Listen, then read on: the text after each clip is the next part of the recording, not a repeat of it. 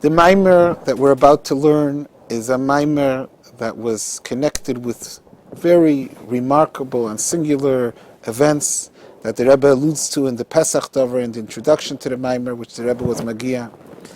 In Tafshin Yud Gimel, the Purim Farbrengen began as a regular Purim Farbrengen, although there's no such thing as a regular Farbrengen, but it was the usual. The Rebbe said a Maamar, there was Siches, there was Nigunim. Towards the end of the Farbrengen, the Rebbe's face suddenly became very serious, very intense, and the Rebbe told a story how the Rebbe Rashab, after the revolution, after the overthrow of the Tsar, the Rebbe Rashab instructed and directed his Chassidim to vote and to take part in the elections. There was one Chassid that the Rebbe described was a mufshat. He was removed from all worldly understanding and worldly concerns. And this Chassid heard the directive of the Rebbe to go take part in the elections, to go vote. And naturally, like a Chassid, he didn't ask any questions. He went to the mikveh and he put on his kapata, he put on his gartel, the way a Chassid does when he's going to fulfill a hira from the Rebbe. And he went to vote. He didn't know anything about voting. He didn't know anything about Ilam Haza. But he went and he followed what everyone was doing, and he went into the voting booth and he set down his vote. And after he came out, people were standing around and cheering. Each person was cheering for their candidate. And they were screaming, "Hurrah, hurrah!" And the Chassid didn't know from anything. He thought this is part of the procedure of voting. This is part of fulfilling the directive of the Rebbe Rashab. And therefore he also started screaming. But he was screaming, "Hurrah!" He's bad, in Hebrew. "Hurrah, hurrah!" And the Rebbe told the story with very great emotion, with very great intensity. And the Chassidim, when the Rebbe finished the story, somehow picked up, they all started screaming, "Hurrah, hurrah!" And right after that, the Rebbe began to say this Maamar, the second Maamar of that Purim Farbrengen, which begins, Kein, Karu layom ha'ela Purim. A number of days later, they found out that at the time of these events, during the Farbrengen, Stalin Yamach Shemai died, that this was connected with his downfall. The Maamar starts with the pasuk in the Megillah, Al Kein Karu layamim ha'ela Purim al Shem HaPur. The Yontif is called Purim because of the Pur, because of the Geirel, the lot that was thrown by Haman. So the Rebbe says, Valpi ha'yadua, based on what we know, Sheshmei shall kol davar, Meira al Yanei, that the name shows on what the essence, what the theme, what the idea of whatever it is that's called with the name is. Move on from this, we can understand if the Yontif Purim is given the name Purim, it must be lefi she'ikar hayontif de Purim hu hageirel. Somehow the main central idea of Purim is contained in this word. Purim is contained in the idea of a geirel. Pur hu hageirel, because the word pur, which is the root of the name Purim, means geirel. V'tzarech lahavin. The question is, kamei shemedayik b'teira'ir dibra maschel zeh, like the Alter Rebbe asks in the Maamar with this dibra maschel and teira'ir. Why is Purim the essence, the theme, the central idea of the Yontif? Harei lo zeh haya ikar anas. The geirel that was thrown, the lot that was thrown by Haman, wasn't the main nest. Not that. That doesn't define the miracle that we're celebrating on Purim, seemingly.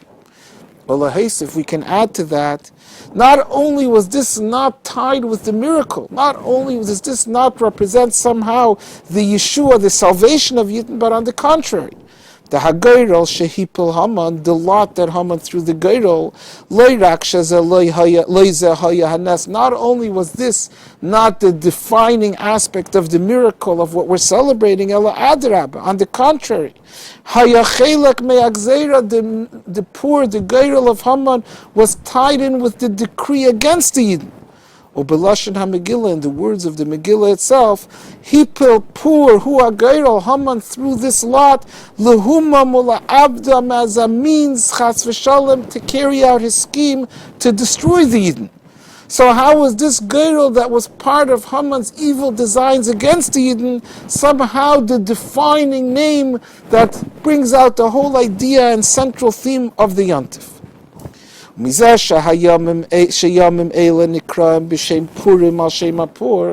fact that the whole Yontif, that these days that we're celebrating are named Purim, mashma implies shezeh ha-geirel hu ikar hanes de Purim, that somehow this idea, the geirel, the lot, is the main idea. This represents the main essence of the miracle of Purim, va'ad shahanes nikra al shem zeh, to the point that for some reason, what's the name that we give the days that mark, that commemorate this miracle? The name is Purim. Why is that? What does the Pur, what does the Geirel have to do? How does that somehow express the idea of the Nes? So we would be able to suggest an answer, says the Rebbe. We could have explained this al pi ma she'isa b'Gemara, based on what the Gemara says. The Keshenaf al hapur b'chodesh Adar. The Gemara says initially, when Haman made this Geirel, when he made the lot, and the lot came out in the month of Adar, Samach Haman simcha gedela. Haman rejoiced. He was very happy. He said, Adar is a perfect time for me to be successful in my evil designs against the Jews. Amar, he said, Nafal lipur b'yerach shemeis by Moshe. Adar is not a good time for Yidden because that's when Moshe Rabbeinu died. The Gemara says he was mistaken. V'loi haya yedeya, Haman didn't know that in fact Adar is a good time for the Yidden. Shabeshiva ba'Adar, that same date, the 7th day of Adar, when Moshe Rabbeinu died, ubeshiva ba'Adar noiler, on that same date, on the 7th of Adar, Moshe Rabbeinu was also born. And therefore it's in fact a good time, it's an auspicious time for Yidden. So it comes out, the Geirel fell out on a time, in a date, in a month, that bodes good for Jews. Based on this, that the Gemara points out a positive aspect about the timing when the Geirel fell out on, we could have said that the days of the holiday are named Purim al Shem HaPur, hulefi shahanes de Purim, because within the Pur, in this lot that Haman made, is contained an aspect of the Nes. The Nes of Purim hayazeh was partially that shenafal hapur b'chodesh Adar, that Hashem made this miracle that caused the Geirel of Haman to fall out in the month of Adar, that was part of undoing Haman's plan, because Adar is an auspicious time for Yidden. It's the Chodesh Shebei Noilad Moshe Mashiach Shel Yisrael. It's the month when Moshe, the Mashiach, the Savior, the leader of Yidden, was born, and therefore this bodes good for the Yidden, and this is what thwarted Haman's plans. Avo bir zeh adayin sarachir. So the Rebbe, but this explanation doesn't suffice. Ki mizeh shehayantif nikra Purim al Shem HaPur. The fact that the Yantif is called Purim, is named after the Pur, after the Geirel, mashma, is implied shehashaychos dehanes lepur. The connection between the miracle and the Geirel is loy rak lo zeh shenafal hapur b'chodesh Adar.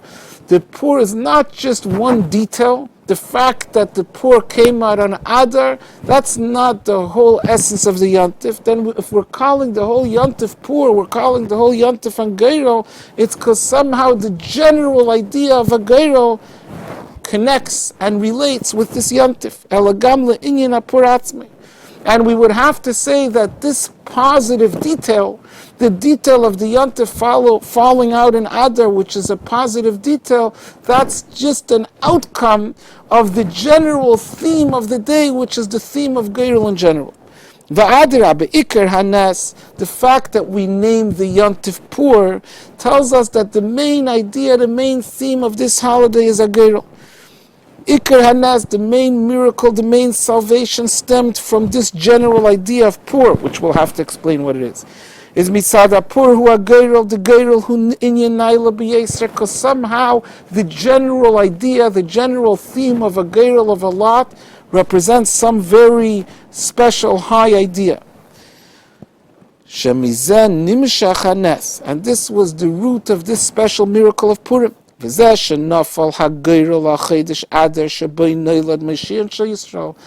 detail, the specifics, the fact, the timing of when the Geirel fell out, which was Adar, which marks something, it's a good sign for Yidden, that's a detail that was an outcome of this general positive aspect of Geirel, which we need to explain what it is.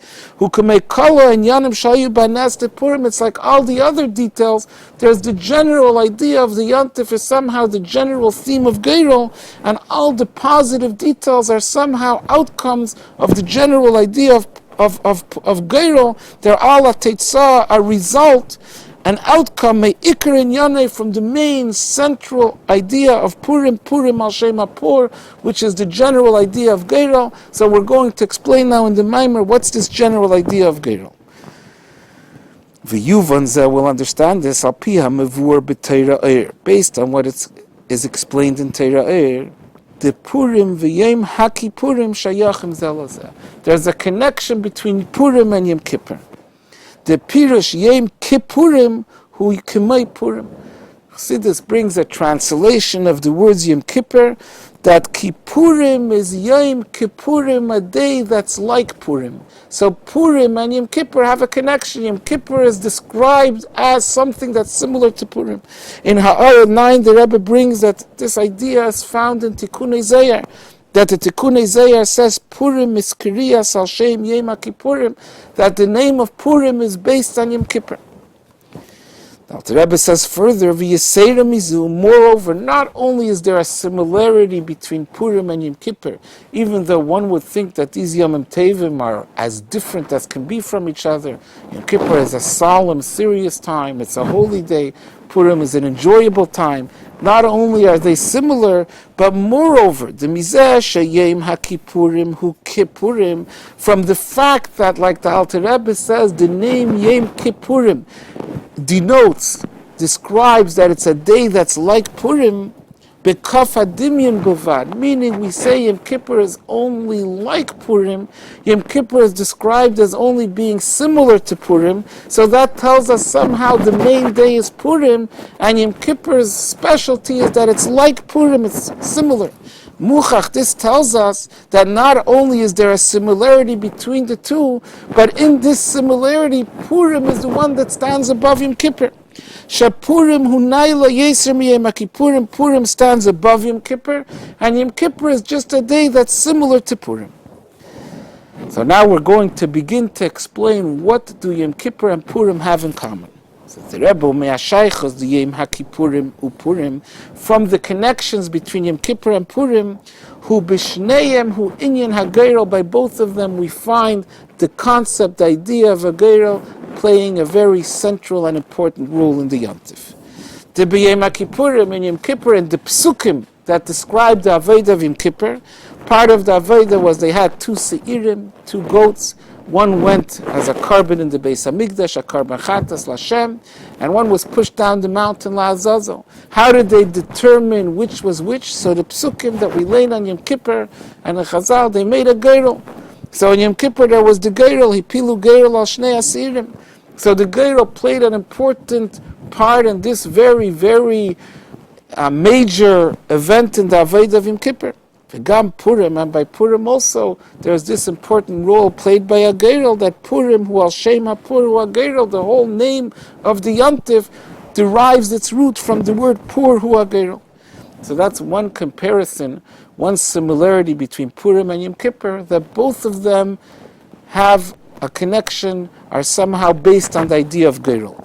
V'oid inyan, another idea, behashaychos to Purim v'yem hakipurim, another aspect in the similarity between Purim and Yom Kippur, sheshneihem heim l'mayla mishem havaya. By both of them we find how they're above Shem Havaya. They're higher than the name of Hashem. Where do we see this? The B'Yom HaKippurim Ksiv, by Yom Kippur, the Pasuk says, when it speaks about the Kapara of Yom Kippur, Lifnei Havaya Titaru, you will be purified on Yom Kippur, Lifnei Havaya, before Havaya. Chassidus interprets that to mean that the Kapara of Yom Kippur stems from Lifnei, before, higher than Shem Havaya. It comes from a level of godliness that's above and higher than the name of Hashem. L'mayla me Havaya. So we see, on one hand, on Yom Kippur, that it's connected with the level of Elikut, the level of godliness that's above the name of Havaya. V'gam b'negei Purim, and this also we find with Purim as well, that it's Yadua, it's known, Tam shaloi niskar shem havaya b'chol Megillas Esther, that the Megillah is unique among all the Sifrei Kodesh, that in the whole Megillah we don't find even once the name of Hashem. And one of the reasons that's given, the Alter Rebbe brings down, why is there no Shem Havaya in Megillah? Lefi shebepurim hu gilui erein seif shalamayla me'havaya. The reason is because Purim is higher than Shem Havaya. The gilui, the revelation of godliness that led to the miracle of Purim, was from erein seif, or was from the infinite level of godliness that's higher than names. It's higher than Shem Havaya, and therefore in the Megillah there's no mention of Shem Havaya because it's above that. So both Yom Kippur and Purim have the idea of Geirol. Both Yom Kippur and Purim have the idea that their origins is higher, is above Shem Havaya. Now the Rebbe says, let's understand how these two similarities are connected. The two common denominators between Purim and Yom Kippur, the idea of Geirol and the idea of being above Shem Havaya, are tied to each other, are one and the same. Bir HaShaykh is to understand the connection, the Shnei HaInyanim, between these two ideas, Behahashva d'Yom HaKippurim uPurim, in the similarity between Yom Kippur and Purim. Shabashneim hu inyan haGeirol. Both of them have in common that they're tied, that their Geirol plays an important role in them. Veshashneim heim l'mayla mishem Havaya, and that both are from a level that's higher than the name of Hashem, than the Shem Havaya. How are these two ideas connected? So first we have to go a little deeper in understanding what is the significance of a Geirol. What does Geirol represent? What does it mean? So we have to preface the Inyan HaGeirol, and Chassidus explains that Geirol represents a level of a person that's l'mayla me'aseichel. When a person makes a Geirol, what that represents is that he's accessing the level of his neshama, a part of his being that's above seichel, that's deeper than his rationale. When do you make a Geirol? When you have two choices that are equal, that there's no rational reason to choose one over the other. And therefore, seichel, rationale, logic, can't choose one over the other, has no way of making a determination. Like the Geirol that we find described in the Torah itself. The Shnei HaSeirim d'Yom HaKippurim, the two goats that they made a Geirol to determine which one goes to the carbon, was brought as a carbon Lashem, and which one is Lazazel. The Gemara learns from the Psukim, Shahayu Shavim, that these two Seirim, the two goats, had to be identical. B'mara, both in their appearance, B'kaima, in their height, U'b'damim, and in their worth and their cost. In every single aspect they had to be identical. Why? Because a Geirol is in two choices that as far as seichel, as far as logic can see, they're identical. There's no reason, there's no logical explanation to choose one over the other. When I have two choices, that there's in which there's an advantage in one over the other, one choice is better than the other. A seichel, rational thinking, can see why one choice has the advantage.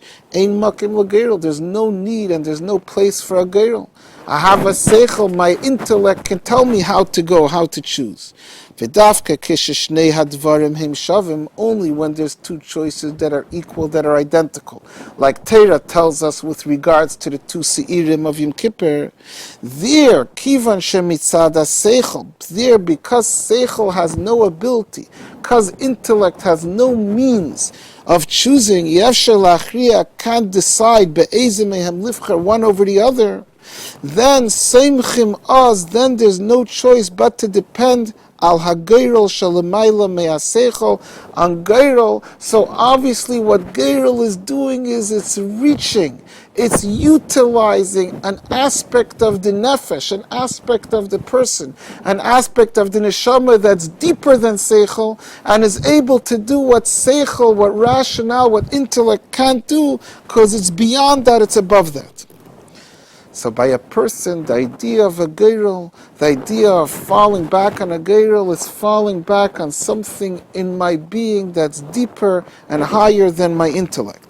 Just as it is with the person. That's a mashal. That helps us understand what we mean when we describe a geirel in spiritual levels. What is the level of geirel? The geirel hu l'mayla me'ishtalshlos. Geirel represents that level of godliness that's higher than ishtalshlos, than all of the levels of all the worlds that begin from what we call seichel l'mayla, that begin from chachma. The chachma, the sphere of chachma, he reishes hashtalshlos. That's the beginning. That's where hashtalshlos starts from. That's where all the levels of all the worlds start from. Something that's higher than the worlds, higher than Seichel, higher than this whole sequence of levels.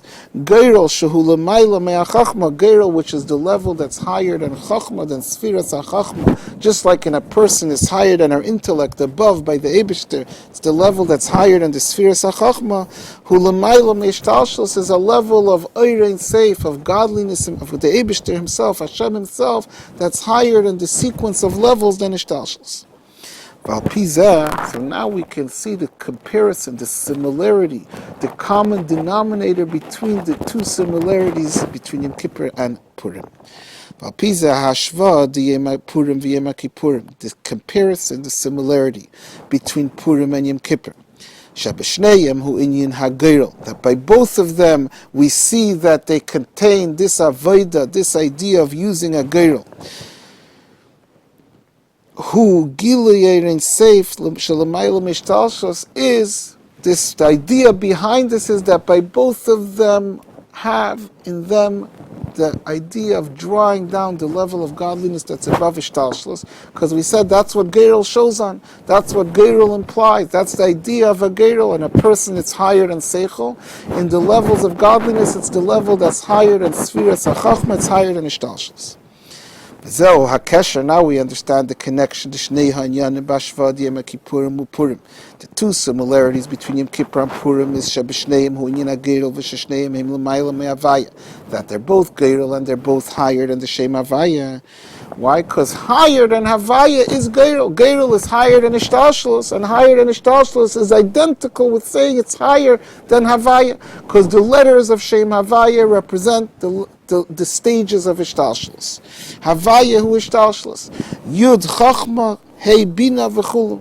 It's explained in many places. The letter Yud shows on Chachma, the letter Hey shows on Bina, the rest of the letters show on the rest of Ishtalshalos. Shem Havaya represents the levels of Alikus, of godliness, the way they are in the sequence of levels of Ishtalshalos.